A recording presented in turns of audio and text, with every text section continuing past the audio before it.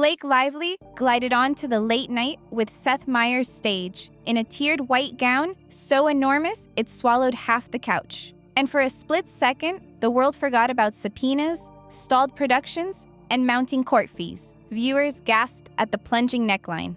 Fashion blogs gasped at the ruffles, and Seth Meyers gasped at how the dress physically wouldn't fit between his armrests. But behind the bridal white sheen lurked a different shade entirely, the gray smoke of legal distraction. 8 days earlier, Lively had been slapped with a subpoena in the escalating feud with director co-star Justin Baldoni. Coincidence, timing, or tactical misdirection? That's the question as we peel back the silk layers to find the real story. The Christopher John Rogers creation looked less like evening wear and more like a small cumulonimbus cloud. Fashion writers praised the Y2K peplum, the silk taffeta flare, and the sequined heels that peeked out when Lively attempted to cross her legs. She practically needed air traffic control to land the skirt on Seth's set. And Meyers joked he should have brought back the old-school late-night suit just to match her formality. But couture wasn't the only message. White announces innocence, the peplum nods to a bridal fantasy.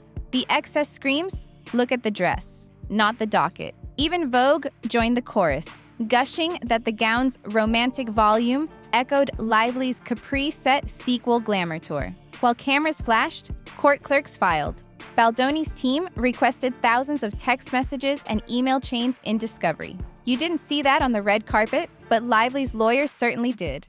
But fabric wasn't the only thing overflowing. April 23, 2025. Baldoni's attorneys submit a motion accusing Lively and husband Ryan Reynolds of hijacking creative controls on It Ends With Us, fueling rumors of late-night screaming matches and withheld footage. 1 week later, Lively's PR team confirms her late-night booking. The narrative flips from legal filings to late-night laughs. On air, she leans forward, careful not to tip the dress. Voice quavering just enough, and sighs. This year held the highest highs and lowest lows of my life. Translation: I can't discuss the lawsuit, but please feel my pain.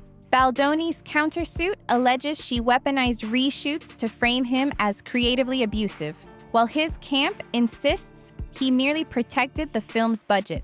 Meanwhile, social feeds erupt with hashtag Team Blake and hashtag Bring Justice for Justin hashtags, each claiming moral high ground. Yet the woman of the hour offers no detail, only a shimmer of tears and a vow of speaking out despite fear. Fear of what? A perjury trap? A reputational crater? Or maybe the next question Meyers might ask, but never does. And the questions he skipped were colder than any ice joke. Instead of probes about subpoenas, Seth tosses a curveball about, of all things, frozen water.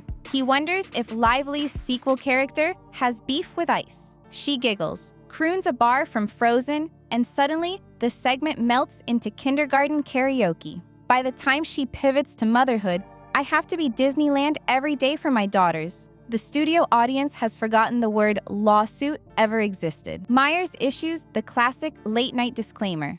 I'm not fully informed on the case. Translation? I've read every court brief, but NBC likes celebrity access more than subpoenas. That verbal shrug lets his guest slide seamlessly into her maternal lifeline monologue. Critics online call it weaponized motherhood, an empathy shield polished to deflect tougher follow-ups. Because what host wants to push a teary mom in a wedding dress? When the cameras cut, Lively leans in and whispers, "Thank you," 3 times. Gratitude dripping like icing on a sheet cake of media management. Viewers saw civility. Industry insiders saw relief that no curveball turned into deposition fodder. But off the couch, another machine roared to life. Hours before the episode aired, Page 6, People, and InStyle dropped near-identical articles praising Lively's couture and courage. Headlines about the plunging bridal gown co-signing a Y2K trend, and 2-look sartorial masterclass hit search results early, pushing legal drama keywords down the Google page. That is not organic buzz. That is strategic SEO sandbagging, stuffing positive content so deep that negative links suffocate. PR insiders call it saturation blitz. Flood the timeline until only the glow remains. According to Backgrid Photo Services, Lively logged 6 outfit changes across 3 Manhattan blocks within 24 hours, each captured by conveniently positioned paparazzi. Coincidence? More like choreography? Every shot feeds the algorithm. Every caption crowds out subpoena with style. Even Daily Mail's notoriously snarky fashion column went uncharacteristically soft, describing her as radiant under pressure. A phrase suspiciously similar to the film's logline press kit. Coincidences pile up faster than couture loans. Yet no lens flare could hide the sequel stumble waiting in the wings. Another simple favor landed on Amazon like a confetti cannon that shoots stale popcorn. Critics rolled their eyes.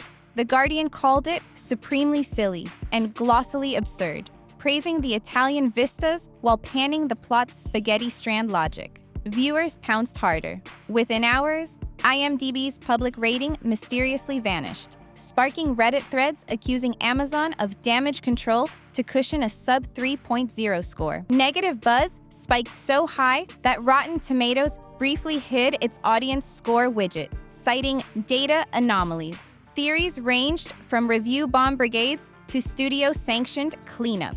Either way, the numbers looked uglier than a spilled martini on satin. In private, Amazon execs reportedly urged the press team to reroute conversation back to Lively's gowns and Baldoni's alleged misfires. A sleight of hand that pushed artistic criticism off stage. But you can't unscreen a flop.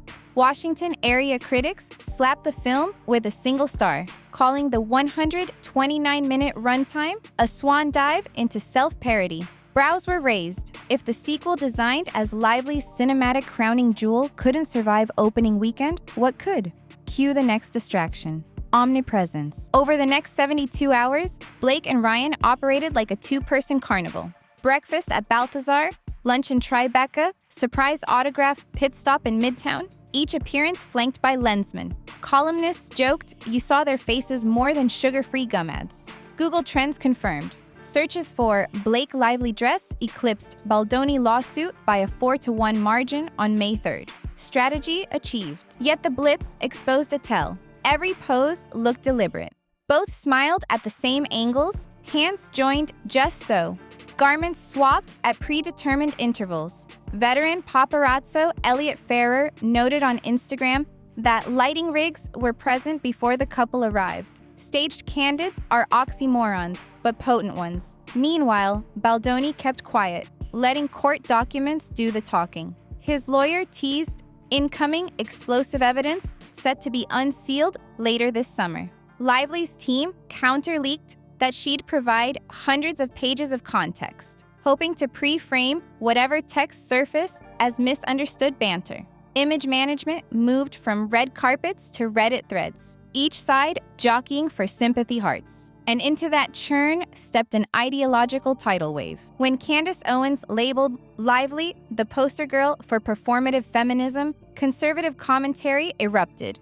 Megyn Kelly echoed, accusing her of running a victimhood racket. The Guardian dissected the pile-on, dubbing it a misogyny slop ecosystem, a recycled outrage machine that monetizes gendered scandal for clicks. Algorithms amplified the noise. TikTok compilations spliced red carpet clips with ominous voiceovers about elite hypocrisy. Twitter/X bots pumped Lively lie hashtags, many linked to brand new accounts with 0 followers, classic indicator of artificial boosting.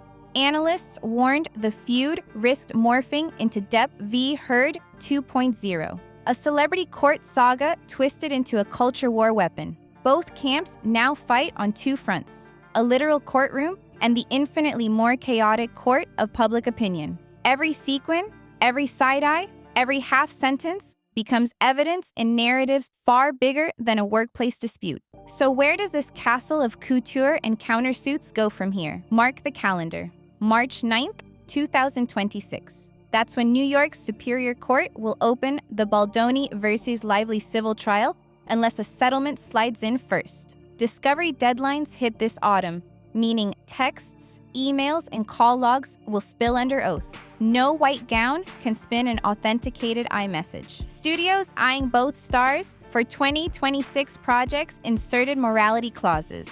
Quiet clauses, but ironclad. Endorsement partners hover, calculators out, weighing brand risk. Meanwhile, Lively's next fashion flourish or Baldoni's next cryptic Reels post could tip sentiment minute to minute. PR teams prepare crisis memos in bulk, because in the streaming era, every receipt screenshotted lives forever. And the final fade out? That depends on evidence none of us have seen. Yet. Blake Lively's swirling gown may glitter brighter than most diamonds, but no amount of taffeta can muffle courtroom microphones. Softball interviews, algorithm floods, paparazzi parades. Each offers only momentary shimmer. The real reckoning arrives in sworn statements and time-stamped threads, not on red carpets. Viewers, voters, and potential jurors now watch the same story from different angles, rewinding freeze frames for hidden tells. So the next time a celebrity twirls across your feed in bridal white, ask what else is hidden beneath the hem. In an age where every secret texts its own screenshot, PR spin may be nothing more than an expensive bandage on a bullet wound. And silk, however gorgeous, can't plug the leak. Stay curious, because the sequel to this saga isn't on Amazon. It's in the evidence room.